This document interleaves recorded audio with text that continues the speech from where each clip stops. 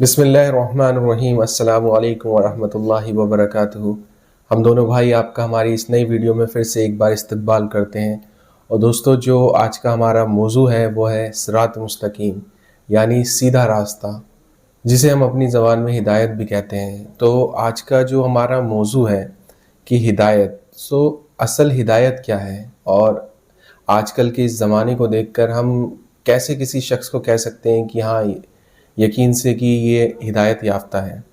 تو یہی ہمارا آج کا موضوع ہے، اور انشاءاللہ ہم آج اسی پر بات کریں گے۔ اور قائد، میرا یہی آپ سے پہلا سوال بھی ہے، اور میں ہمارے جو بھی جتنے بھی دیکھنے والے ہیں وہ بھی یہ کہ اصل ہدایت کیا ہے، کیا کس کو ہم بول سکتے ہیں، کیا ویز ہیں جن کو ہم یوز کر کے ہدایت یافتہ مانے جا سکتے ہیں، یا جو بھی ہے۔ بسم اللہ الرحمن الرحیم، الحمد للہ رب العالمین والصلاة والسلام علی رسولہ الامین، اما بعد۔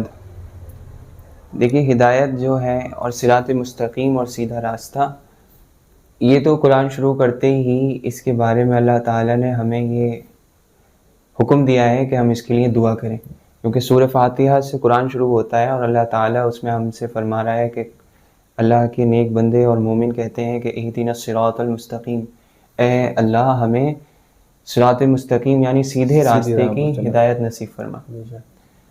تو یہ دعا ہمیں پڑھنے کو کہا گیا ہے، اور سورہ فاتحہ کو بھی ہم سمجھ لیں کہ سورہ فاتحہ، کیونکہ قرآن ہدایت کا ایک ذریعہ ہے، سب سے بڑے ذریعوں میں سے ہے، تو قرآن کی جگہ جگہ پر ہدایت کے بارے میں آیتیں آئی ہیں کہ اس طرح سے یہ ہدایت ہے، یہ لوگ ہدایت پر ہیں، کن لوگوں کو ہدایت ملتی ہے اور کن لوگوں کو نہیں ملتی ہے۔ اچھا، پورا قرآن پڑھنے جو جاتا ہے، جیسے کسی بھی کتاب کا ایک مقدمہ ہوتا ہے جو اس کا خلاصہ ہوتا ہے، تو قرآن کا مقدمہ اور خلاصہ سورہ فاتحہ ہے۔ بالکل، اس کو علماء کہتے ہیں کہ وہ ایک اس کا بہت مختصر سا خلاصہ ہے اور بہت جامع ہے، اس میں بہت بڑے بڑے معنی ہیں۔ تو قرآن پر ادھر ادھر چھاننے سے اچھا یہ ہے کہ ہم اس کے خلاصے میں سے ہی ہدایت کو سمجھنے کی کوشش کریں کہ اصل ہدایت کیا ہے۔ تو اگر سورہ فاتحہ میں ہم دیکھیں تو اللہ تعالیٰ ہم سے یہ کہہ رہا ہے کہ تم اللہ سے دعا کرو۔ ہر نماز میں ہمیں یہ حکم دے دیا گیا کیونکہ سورہ فاتحہ ضروری ہے، تو اس میں ہمیں حکم دیا گیا۔ اور کیونکہ ایک چیز اس میں جو حیرت والی ہے وہ یہ ہے کہ ہمیں تو حکم دیا گیا، ہم تو ایک حقیر سے مومن ہیں، چھوٹے موٹے مومن ہیں، بالکل، لیکن اس میں اللہ کے ولی بندے بھی آتے ہیں، اور سب سے بڑھ کر انبیاء آتے ہیں، کیونکہ آپ صلی اللہ علیہ وسلم بھی اپنی نماز میں پڑھتے تھے، بالکل۔ تو ان کو بھی یہ دعا کرنے کی حکم دیا گیا کہ ہدایت آپ مانگیے۔ تو نبی کیسے ہدایت مانگے؟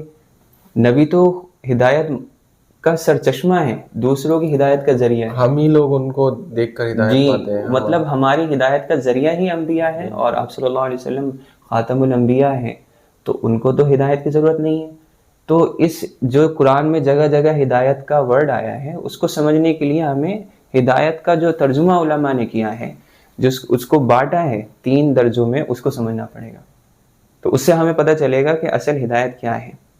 تو اس کا جو ترجمہ کیا ہے، مطلب ہدایت کو جو سمجھایا گیا ہے وہ اس طرح سے سمجھایا گیا ہے کہ ہدایت ہے کسی بندے کا اپنی پسندیدہ منزل پر، جس منزل تک وہ پہنچنا چاہتا ہے، اس تک اس کی رہنمائی کر دی جائے، اور مہربانی کے ساتھ اور رحم کے ساتھ اور کرم کے ساتھ کر دی جائے۔ اور رہنمائی کیونکہ ہمیں دین کے معاملے میں چاہیے، تو دین کے معاملے میں ہدایت دینے کا حق اور جو طاقت ہے وہ صرف اور صرف اللہ کے ہاتھ میں ہے، یہ قدرت صرف اللہ کے پاس ہے۔ وہ چاہے تو ہدایت دے، وہ چاہے تو نہیں دے۔ وہی مالک ہے اس پوری دنیا کا۔ وہی قرآن میں کئی بار آئے کہ اللہ جسے چاہے اسے ہدایت دیتا ہے، جسے نہیں چاہے وہ جسے نہیں، اس کے دلوں پر تالے ڈال دیتا ہے۔ تو وہ ایک طرح سے ہمیں اللہ کی طرف اس پہ رجوع کرنا ہے ہدایت کے لیے۔ سب سے پہلے تو ہمارا قبلہ، ہمارا رخ اللہ کی طرف ہونا چاہیے۔ پھر اب ہم ہدایت کو جان لیتے ہیں کہ ہدایت کے 3 جو درجات ہیں وہ کیسے۔ دیکھیے، سب سے پہلے تو اس کا پہلا درجہ جو ہے وہ عام ہدایت ہے، اس کو اعلیٰ درجہ کہتے ہیں، سب سے پہلا۔ تو وہ کس طرح سے ہے؟ وہ یہ ہے کہ اس میں تمام چیزیں شامل ہیں۔ اللہ کے علاوہ جتنی بھی مخلوق ہے، جس کو ہم نے دیکھا ہے، جس کا ہمیں علم ہے وہ بھی، اور جس کا ہمیں علم نہیں ہے وہ بھی، جو ہم محسوس کرتے ہیں وہ بھی، اور جو ہمیں محسوس نہیں ہوتی وہ بھی۔ اب وہ کیا چیزیں ہیں؟ دیکھیے، سب سے پہلے تو انسان، جنات، یہ تو ہمیں پتہ ہے، فرشتے، ان لوگوں کو تو ہدایت کا ایک سمجھ میں بھی آتا ہے. لیکن اس کے علاوہ بھی جو جانور ہیں، جو پیڑ پودے ہیں، جو آسمان زمین کی چیزیں ہیں، چاند سورج ستارے ہیں، ان کو بھی اللہ نے ہدایت دے رکھی ہے. بالکل. اب وہ ہدایت کس طرح سے دے رکھی ہے؟ بندہ یہ سوچے گا کہ ان کو کیا ہدایت کی ضرورت ہے، یہ کوئی جاندار چیزیں تھوڑی ہیں. لیکن اللہ تعالیٰ فرماتا ہے قرآن مجید میں وَإِن مِّن شَيْءٍ إِلَّا يُسَبِّحُ بِحَمْدِهِ وَلَٰكِن لَّا تَفْقَهُونَ تَسْبِيحَهُمْ. وَإِن مِّن شَيْءٍ، کوئی بھی چیز نہیں ہے، إِلَّا يُسَبِّحُ بِحَمْدِهِ، مگر یہ کہ وہ اپنے رب کی تسبیح بیان کر رہی ہیں اور اس کی تعریف بیان کر رہی ہیں، لیکن تم ان کی تسبیح کو سمجھتے نہیں ہو. وَلَٰكِن لَّا تَفْقَهُونَ تَسْبِيحَهُمْ. اچھا کوئی چیز تسبیح اللہ تعالیٰ کی بیان کر رہی ہے تو اس کا مطلب یہ ہے کہ وہ اللہ کو پہچانتی ہے، وہ جانتی ہے کہ اللہ تعالیٰ تسبیح کے لائق ہے. تو جب اس کے پاس علم ہے، اور سب سے بڑا علم یہ ہے کہ اللہ کو پہچانے کوئی، یہ سب سے بڑا علم ہے. تو اتنا بڑا علم رکھنے والی چیز کو ہم یہ نہیں کہہ سکتے کہ وہ کچھ شعور ہی نہیں ہے اس کے اندر. تو اس سے پتہ چلتا ہے کہ کیونکہ اللہ تعالیٰ فرماتا ہے کہ چاند سورج ستارے اس کو سجدہ کرتے ہیں، تو وہ عبادت بھی ان سے ثابت ہو رہی ہے. اب وہ کس طریقے کی ان کے اندر حیات ہے، روح ہے، کس طریقے کا شعور ہے، یہ ہمیں نہیں پتہ. یہ تو اللہ ہی بہتر، یہ تو اللہ بہتر جانتا ہے. ہم اپنی عقلیں نہیں دوڑا سکتے، لیکن ہمیں اتنا تسلیم کرنا پڑے گا کہ ہر چیز ایک ہدایت پر ہے اللہ کی طرف سے. اب دوسری ہدایت اس کی طرف سے اللہ تعالیٰ فرماتا ہے الم تر ان اللہ یسبح له من فی السماوات والارض والطیر صافات، کہ تم نہیں دیکھتے ہو کہ کس طرح سے جو کچھ بھی آسمان اور زمین میں ہے وہ اللہ کی تسبیح بیان کر رہا ہے، اور خاص طور سے وہ پرندے جو پر پھیلا کر اڑ رہے ہیں وہ بھی اللہ کی تسبیح بیان کر رہے ہیں. کل قد علم صلاته وتسبیحه واللہ علیم بما یفعلون. ہر ان میں سے ہر چیز اپنی دعا کو بھی جانتی ہے، صلاۃ و تسبیحہ، اور اپنی جو تسبیح اسے کرنی ہے وہ اللہ نے اسے سکھا رکھی ہے، یہ اللہ کی طرف سے انہیں ہدایت ہو رکھی ہے. اور اللہ تعالیٰ جانتا ہے وہ جو کچھ بھی کرتے ہیں، دنیا کی جو بھی چیزیں ہیں وہ جو کچھ کر رہی ہیں اللہ تعالیٰ اس کا علم رکھتے ہیں. تو اس سے تو یہ ہمیں صاف صاف پتہ چلتا ہے کہ ہر چیز کو ہدایت دی گئی ہے. اب دوسری پہلو جو ہدایت کا ہے وہ کیا ہے؟ یعنی انہی چیزوں کے اندر ابھی پہلے ہی ہم قسم اس کی ڈسکس کر رہے ہیں، وہ یہ ہے کہ اللہ تعالیٰ فرماتا ہے وَآتَا كُلَّ شَيْءٍ خَلْقَهُ ثُمَّ هَدَىٰ. ہم نے ہر چیز کو اس کی خلقت دی، یعنی اس کا مزاج دیا. وہ ٹھنڈی ہے، گرم ہے، چھوٹی ہے، بڑی ہے، کیسی بھی ہے، اس کو ہم نے سب سے پہلے پیدا کیا اور اس کو اس کا مزاج دیا. ثُمَّ هَدَىٰ، اور پھر اس کو ایک راستہ دکھا دیا ہر چیز کو، تو وہ اسی مزاج پر چلتی بھی ہے.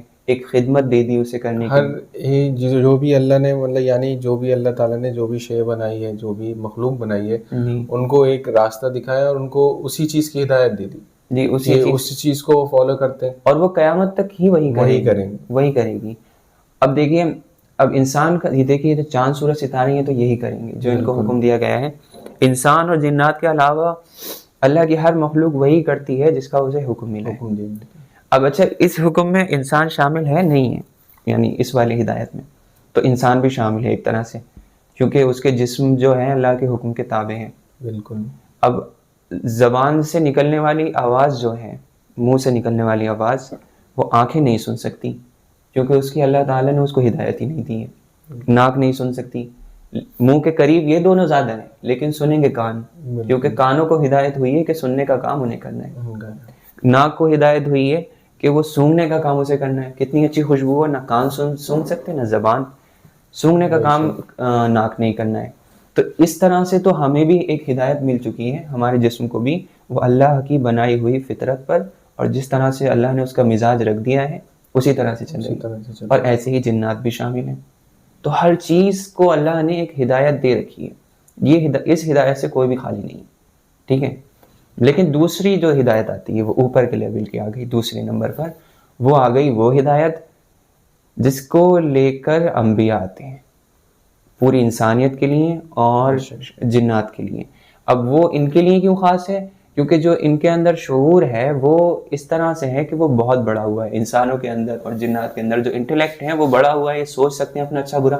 تو ان کو فیصلے کرنے کی جو یہ اختیار دیا گیا ہے، جتنا بھی دیا گیا ہے، جتنی بھی ان کے اندر ایک آزادی ہے، اس آزادی کو کیسے استعمال کرنا ہے، کیسے لے کر چلنا ہے، اس کے مطابق ایک ہدایت آتی ہے، اس کے لیے ایک گائیڈنس آتی ہے. وہ دوسرے نمبر کی ہدایت ہو گئی. اس کو لے کر آتے ہیں انبیاء، اور وہ اس ہدایت کو سکھانے کے لیے کتابیں لے کر آتے ہیں. اچھا یہ جو ہدایت ہے جس نے قبول کر لی وہ مومن ہے، بالکل، اور جس نے قبول نہیں کری وہ کافر ہے، غیر مسلم ہے. تو یہ تو دوسرے نمبر کی ہدایت ہو گئی. اب اس میں جو ہوتا ہے وہ انبیاء کا رول ہوتا ہے، یہ واسطے سے آتی ہے ہدایت۔ دیکھیں پہلی ہدایت جو ہوتی ہے وہ کسی کا واسطہ نہیں ہوتا ہے، وہ تو اللہ نے پیدا کیا، اس کے اندر وہ ہدایت ڈال دی کہ بھائی تمہارا کام یہ ہے، وہ اس کے خلاف کر ہی نہیں سکتے، ہماری چوائس ہی نہیں ہے۔ انسانوں کی بھی چوائس نہیں ہے اس چیز میں کہ وہ ناک سے بولنے لگے، ٹھیک ہے، لیکن اس میں چوائس ہے، یہ چوائس والی ہدایت ہے۔ یہ ہدایت جو ہوتی ہے یہ انسان کو پارٹیز میں بانٹ دیتی ہے، دو پارٹی بنا دیتی ہے، ایک ہدایت یافتہ، ایک گمراہ لوگ۔ اللہ تعالیٰ نے اس پر انسان کو اختیار دیا ہے جی کہ جو تمہارا من ہے تم کر سکتے ہو، جی جی، لیکن وہ بھی ایک حد تک، ایک حد تک، کیونکہ اللہ تعالیٰ کو امتحان بھی تو لینا ہے پھر جی جی۔ اور یہ ہدایت ہو گئی تو یہ ہدایت ہم مانگتے ہیں، مومن لوگ مانگتے ہیں اہدنا الصراط المستقیم پر، بالکل ٹھیک ہے، یہ مراد ہو گیا اہدنا الصراط المستقیم سے، کیونکہ اللہ تعالیٰ ہدایت دے دیتا ہے تو چھین بھی لیتا ہے کبھی کبھی۔ جبھی تو دعا سکھائی گئی کہ ربنا لا تزغ قلوبنا بعد اذ ہدیتنا، اے اللہ ہمارے دلوں کو موڑ نہ دینا، پھیر نہ دینا اس کے بعد کہ تو نے ہمیں ہدایت دے رکھی ہے، ہدایت دینے کے بعد ہمیں نہ پٹلا دینا۔ تو وہ ان لوگوں کے لیے بھی اہدنا الصراط المستقیم ہو گیا۔ تو اب بات اب بھی رہ گئی کہ انبیاء کو کیوں کہا جا رہا ہے کہ اللہ ہمیں سیدھی راستے کی ہدایت کر؟ وہ آتا ہے تیسرے درجہ جو ہے ہدایت کا، وہ سکھاتا ہے۔ تیسرا درجہ ہدایت کا سب سے خاص ہے، مطلب خاص سے بھی خاص ہے۔ بالکل جیسے کوئی آج کل پریمیم چیز نہیں چلتی کسی بھی ایپ میں، اپلیکیشن میں آپ پریمیم خرید لیتے ہیں، فونز میں بھی رہتا ہے کہ پرو میکس ایسے، جی، تو وہ پریمیم ہو گیا، بہت پریمیم ہو گیا۔ وہ یہ ہدایت جو ہوتی ہے یہ مومنوں کو ملتی ہے، متقین کو ملتی ہے، انبیاء کو ملتی ہے۔ اچھا اس ہدایت کو ہم کہتے ہیں توفیق بھی کہتے ہیں، توفیق ملنا۔ اچھا جیسے پہلی والی ہدایت تھی وہ بھی بلا واسطہ تھی کہ اللہ تعالیٰ اور بندے کی بات تھی اس میں، کیونکہ اللہ نے ڈائریکٹ ڈالی تھی۔ اب یہ والی ہدایت جو ہے یہ بھی ڈائریکٹ اللہ کی طرف سے آتی ہے، توفیق، یہ آپ کو کوئی نہیں دے سکتا۔ ہاں جیسے کہ بولتے ہیں کہ ہم یار پہلے گناہ کرتے تھے، اللہ نے توفیق دی، ہم اس سے بچ گئے۔ جی، اور بات پہلے بھی پتہ تھی انبیاء کی کہ بھائی نہیں کرنا چاہیے، لیکن پہلے بھی پتہ تھی، علم تھا لیکن کرتا تھا۔ کس چیز کی کمی تھی؟ توفیق کی کمی تھی۔ تو یہ ہدایت جو ہوتی ہے اس کو ہم توفیق کہتے ہیں۔ اچھا چھوٹا ادنا درجے کا مومن ہے تو اس کو تو توفیق چاہیے ہی، اور بڑے درجے کا مومن ہے اس کو بھی توفیق چاہیے، اور وہ کیونکہ اس میدان میں جو ہے نا، اس ہدایت کے میدان میں کوئی حد نہیں ہے کہ کتنے اوپر تک بندہ پہنچ سکتا ہے، اس میں کوئی حد نہیں ہے۔ چھوٹا ادنے درجے کا ہے تو وہ اونچے درجے پر جا سکتا ہے، اونچے درجے کا ہے وہ اور اونچے درجے پر جا سکتا ہے، اور انبیاء کے بھی درجات ہو گئے اس میں، تو کیونکہ ہم جانتے ہیں انبیاء کے بھی درجات ہیں۔ اللہ تعالیٰ فرماتا ہے قرآن مجید میں، اللہ تعالیٰ اللہ کے نبی صلی اللہ علیہ وسلم سے فرماتا ہے کہ وَيَهْدِيَكَ صِرَاطًا مُسْتَقِيمًا، ہم نے آپ کو سیدھے راستے کی ہدایت دی۔ تو اب یہاں پر کوئی یہ سوچے کہ اللہ نہ کرے، نعوذ باللہ ہم یہ سوچنے لگیں، اللہ کی پناہ مانگتے ہیں مجھ سے، کہ گمراہی کا کوئی تصور کرنے لگے، یہ تو ہم سوچ بھی نہیں سکتے انبیاء کے لیے، اور خاص طور سے نبی صلی اللہ علیہ وسلم کے لیے، کیونکہ ایسا تو ہم سوچ بھی نہیں سکتے۔ تو اب آدمی ڈائریکٹ قرآن پڑھنے جائے گا اور یہ دیکھے گا تو وہ کچھ اگر اس کے دماغ میں آ گیا تو اس کے لیے یہ جاننا ضروری ہے کہ ہدایت توفیق کی بات ہو رہی ہے، کہ آپ کو ایک ایسا درجہ ملا ہے جس کا ہم تصور بھی نہیں کر سکتے، اس میں اس درجے کی بات ہو رہی ہے، اس توفیق کی، کہ نہ دوسرے انبیاء اس تک پہنچ سکتے ہیں نہ مومنین، کیونکہ آپ نے صلی اللہ علیہ وسلم کا تو مقام الگ ہی ہے، اور وہ کچھ الگ ہی چیز ان کو ملی ہے، ہم اس سے یہ مانیں گے۔ اچھا اور مومنین کا درجہ بڑھتا ہے، توفیق بڑھتی ہے، اس سے ہی کہیں گے وَمَن يُؤْمِن بِاللَّهِ يَهْدِ قَلْبَهُ، جو اللہ پر ایمان لے آئے اس کے اللہ تعالیٰ دل کو ہدایت دے دیتا ہے۔ تو ایمان لانا ہی ہدایت ہے۔ اب کوئی سوچے گا پھر یہ ہدایت کون سی مل رہی؟ توفیق مل رہی ہے، اس کے دل کو توفیق ملنے لگتی ہے۔ اب توفیق سے کیا ہوتا ہے کہ دین کے کام کرنا آسان ہو جاتا ہے بندے کے لیے بندگی آسان ہو جاتی ہے، اللہ تعالیٰ کا کام جو ہوتا ہے وہ شوق سے کرنے لگتا ہے، عمال کرنا، جتنی بھی نیک عمال ہیں ان میں اس کو آسانی ہوتی ہے، گناہوں سے اس میں مشکلات اللہ تعالیٰ پیدا کرتا ہے، اس کے مطلب اللہ کی ایک طرح سے توفیق ہوتی ہے۔ جی وہی توفیق ہوتی ہے۔ کہتے نہیں اللہ کا شکر کرو کہ اگر گناہ کی تمہیں موقع نہیں مل رہے ہیں تو یہ اللہ کا شکر کرو، اس کی توفیق ہے۔ اچھا پھر اس میں جو ہے توفیق ملتی کیسے ہے؟ مطلب اگر ہم چاہتے ہیں کہ ہم مومن تو ہیں، اللہ کا شکر ہے ہم لوگ مومن ہیں جو یہ باتیں سن رہے ہیں، تو ہمیں توفیق کیسے ملے، یہ پریمیم درجہ کیسے ملے؟ تو اللہ تعالیٰ فرماتا ہے وَالَّذِينَ جَاهَدُوا فِينَا لَنَهْدِيَنَّهُمْ سُبُلَنَا، جو ہمارے راستے میں کوشش کرے گا اس کو ہم اپنا راستہ دکھا دیں گے۔ تو وہ راستہ دکھانے کے لیے، توفیق کا راستہ ملنے کے لیے کوشش کرنی پڑے گی۔ کوشش آپ کے دل میں ایک ارادہ سا ہو، فکر ہو آپ کو، کہ آپ کو اب فکر پیدا ہو گئی کہ یار مجھے درجات کی بلندی چاہیے، ٹھیک ہے، تو اگر آپ کے دل میں فکر ہے اور اس کے ساتھ ساتھ عمل ہے تو آپ ایک قدم بڑھیں گے. اور ایسے ہی بندوں کے لیے اللہ تعالیٰ فرماتا ہے کہ ایک قدم بڑھو گے میں 10 قدم بڑھ کے آؤں گا، تم چل کر آؤ گے میں دوڑ کر آؤں گا. وہی چیز ہے کہ اللہ تعالیٰ تو فرماتا ہے کہ میں نے اپنے بندوں سے کوشش مانگی ہے. صرف کوشش مانگی ہے، کوشش کے علاوہ آپ کچھ کر بھی نہیں سکتے، بالکل. کیونکہ اختیار آپ کو دیا گیا ہے لیکن وہ اختیار بھی اللہ کی قدرت سے باہر نہیں ہے. بالکل. ہر چیز میں اللہ کی قدرت ہے. آپ یہ نہیں کہہ سکتے کہ کسی چیز میں آپ فل آزاد ہیں، یا اللہ کی صفات کی خلاف بات کہہ دیں گے آپ اگر آپ یہ کہتے ہیں کہ ہم جو اختیار دیا گیا ہے اس میں بھی فل آزاد ہیں. نہیں، اللہ کی قدرت ہر چیز پر حاوی ہے اور ہمارے پاس اختیار بھی ہے. اپنی طرف سے دیکھیں گے یعنی یہاں سے نظر ماریں گے تو ہمارے پاس اختیار ہے، وہاں سے دیکھیں گے تقدیر کو تو اللہ کے فیصلے چل رہے ہیں. تو یہ نظر کی بات ہو گئی. اچھا، اب سیدھا راستہ جو ہوتا ہے وہ کہتے کسے ہیں؟ اگر اس کو بھی تھوڑا سا کر لیتے ہیں. سیدھا راستہ، سیدھا راستے سے مراد ہمیشہ وہ ہوتا ہے جس میں کوئی موڑ نہ ہو. اب موڑ دین میں کیا موڑ ہو سکتے ہیں؟ دین میں یہ موڑ ہو سکتے ہیں کہ آدمی افراط اور تفریط کرے. افراط اور تفریط کا مطلب یہ ہوتا ہے کہ کسی چیز میں حد سے آگے بڑھ جائے، کسی چیز میں کمی کر دے. ہاں، ہمیں ایسا دیکھنے کو بھی ملتا ہے کہ انسان کہیں کہیں کتنا غروب کر دیتا ہے کسی سے محبت میں. آج کل جو فرقہ واریت چل ہی رہی ہے وہ یہی ہے کہ کسی نے کسی سے محبت میں اتنا کسی سے غروب کر دیا ہے، کسی نے کسی سے مطلب نفرت میں غصے میں اتنا وہ کر دیا کہ وہ افراط اور تفریط نے امت کو تھوڑا وہ کر دیا، بکھیر دیا. تو وہ اسی وجہ سے ہوا. اگر اتنے اوپر چلے گئے اور اتنے نیچے چلے گئے. اب دیکھیں اس کی مثال نبی صلی اللہ علیہ وسلم کی اگر آگے چلیں گے، اہدنا الصراط المستقیم صراط الذین انعمت علیہم، سیدھے راستے پر کون ہے؟ صراط الذین انعمت علیہم، ان لوگوں کا راستہ جن پر تو نے انعام کیا. انعام کون سا ہوا؟ دین کا انعام ہوا. اچھا، انعام کن لوگوں پر ہوا؟ اب انعام بھی دیکھ لیتے ہیں کہ انعام والے لوگ کون ہیں. تو وہ قرآن سے ہی ہمیں دیکھنا پڑے گا. تو اللہ تعالیٰ فرماتا ہے انعم اللہ علیہم من النبیین والصدیقین والشہداء والصالحین. 4 لوگ بتائیں، 4 صفات بتائیں. انبیاء ہدایت پر ہیں تو ان کی پیروی کرنی پڑے گی، ٹھیک. دوسرے صدیقین ہدایت پر ہیں، انعام پا لیا انہوں نے، تو آپ کو بھی انعام پانا ہے تو صدیقین کی پیروی کرنی پڑے گی. صدیقین کون ہوتے ہیں؟ صدیقین وہ لوگ ہوتے ہیں جو کسی بھی امت کے ٹاپ کے لوگ ہوتے ہیں. سب سے پہلے تو اس میں صحابہ کا درجہ آتا ہے، پھر ان کے بعد جو اللہ کے ولی گزرتے ہیں اس امت میں ان لوگوں کا درجہ آتا ہے. تو ان لوگوں کو پرکھتے کس سے ہیں؟ قرآن اور حدیث سے، کہ بھائی یہ اللہ کے ولی سچ میں ہے نہیں ہے. اور وہ ثابت ہو گئے تو، اور ویسے بھی انسان پتہ چل جاتا ہے اس کو دیکھ کر، تو اب اس کی پیروی کرنی ہے. ہمیں صحابہ کی پیروی کرنی ہے اور اس امت میں جتنے بھی ولی گزرے ان کی پیروی کرنی ہے. والشہداء، اور شہید لوگ جو اللہ کے راستے میں شہید ہو گئے. تو شہید لوگ جو ہیں ان کی زندگی اللہ کے لیے خرچ ہو گئی، ہمیں ان کی پیروی کرنی ہے. والصالحین، اور نیک لوگ جو دین کی پوری پیروی کرتے ہیں، ان لوگوں کے راستے پر بھی چلنا ہے. تو اللہ تعالیٰ نے ہدایت میں کس چیز کو لگا دیا؟ انعمت علیہم، جن لوگوں پر تیرا انعام ہوا. تو یہاں پر ہدایت میں اللہ کے بندے شامل ہو گئے. آپ یہ نہیں کہہ سکتے کہ صرف کتاب اللہ اور صرف حدیث سے ہدایت مل سکتی. اللہ تعالیٰ نے بھی اپنے نیک بندوں کی شرط لگا دی. غیر المغضوب علیہم ولا الضالین، یعنی ان لوگوں سے بچا. اب دیکھیے پیروی کس کی کرنی ہے وہ بھی بتا دی. قرآن کا خلاصے کی سورہ فاتحہ ہے، اس میں بتایا جا رہا ہے کہ بھائی پیروی تو تمہیں بتا دی، اب بچنا کن سے ہے؟ کن لوگوں سے؟ غیر المغضوب، مغضوب ہوتے ہیں وہ لوگ جن پر غصہ ہوا، ٹھیک ہے، جن پر تو غصہ ہوا. ولا الضالین، جو لوگ گمراہ ہو گئے. تو یہ 2 الگ چیزیں ہیں. ویسے تو ہمیں دونوں کو ہی غلط لوگ مان لیتے ہیں کہ غلط لوگ ہیں ان سے بچنا ہے، مطلب گمراہ لوگ مان لیتے ہیں. لیکن جو مفسرین ہیں وہ اس کی تفسیر کرتے ہیں، وہ اس کو بھی 2 پارٹس میں بانٹ دیتے ہیں.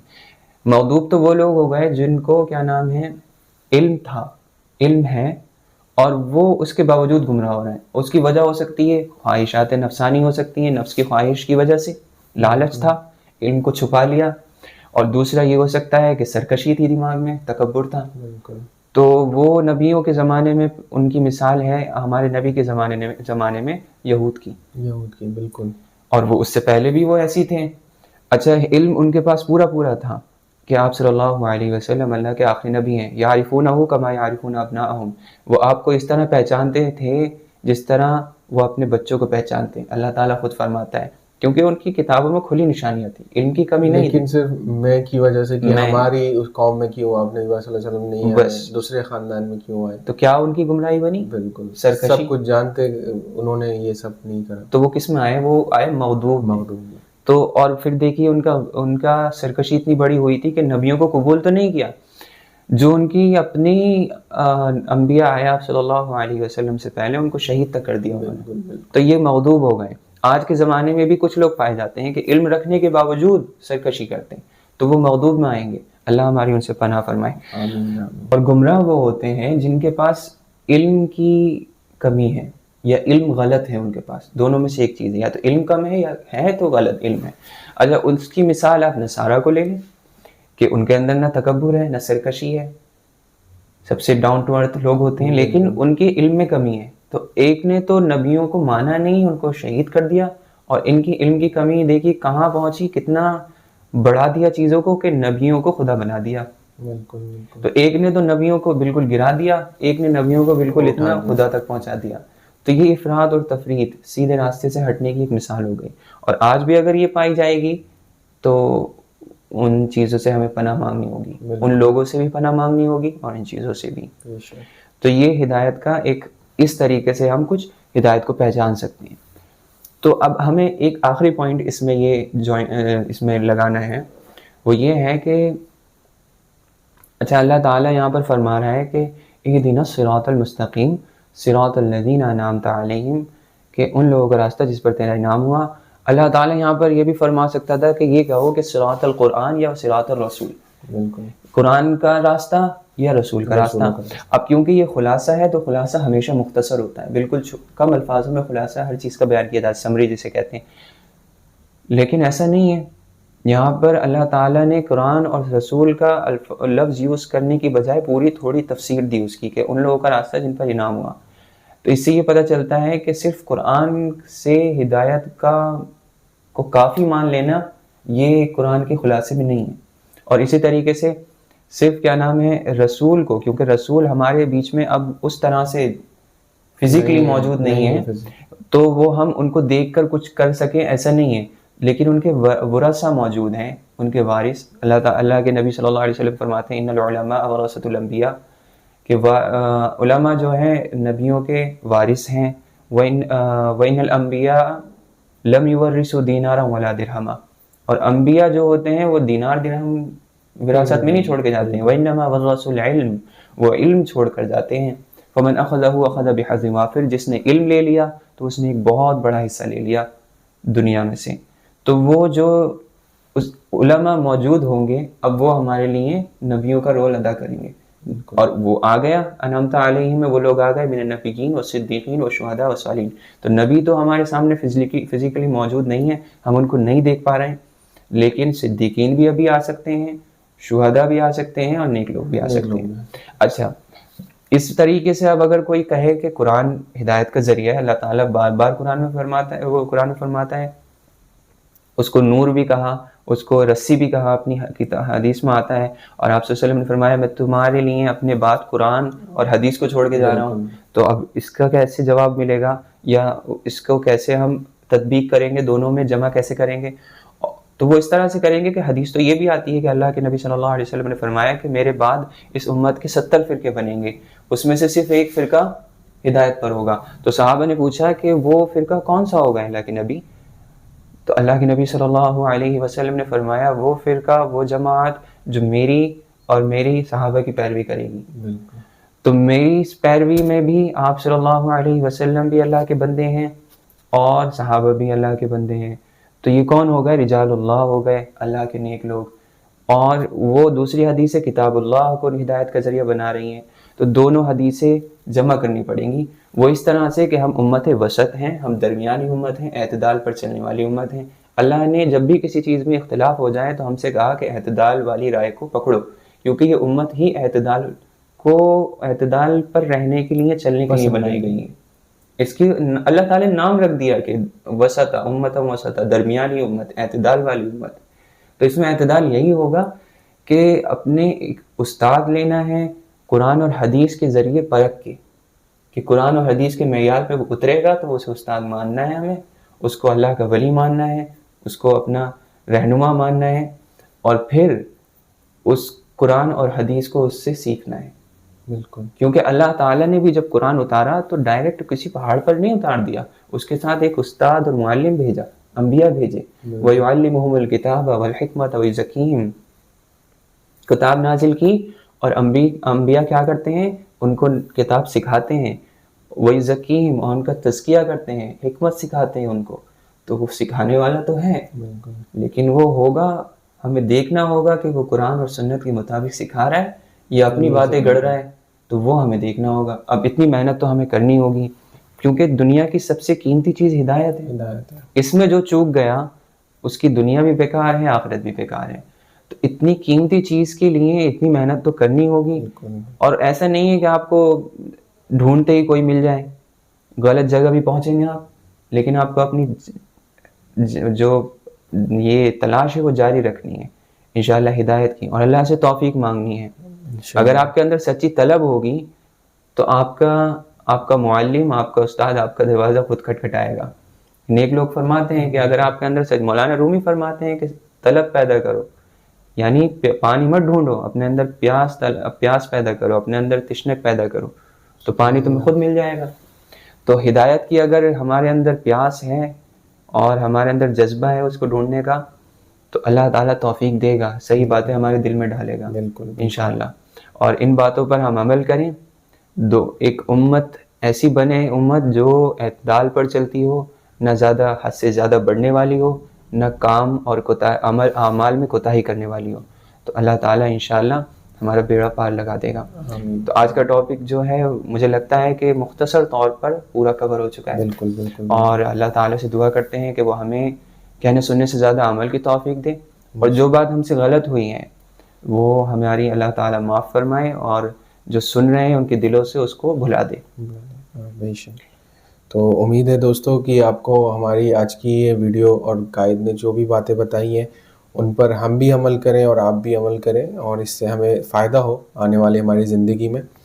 تو دوستو اس ویڈیو کو ہم یہی ختم کرتے ہیں، انشاءاللہ آپ سے پھر ملاقات ہوگی. السلام علیکم.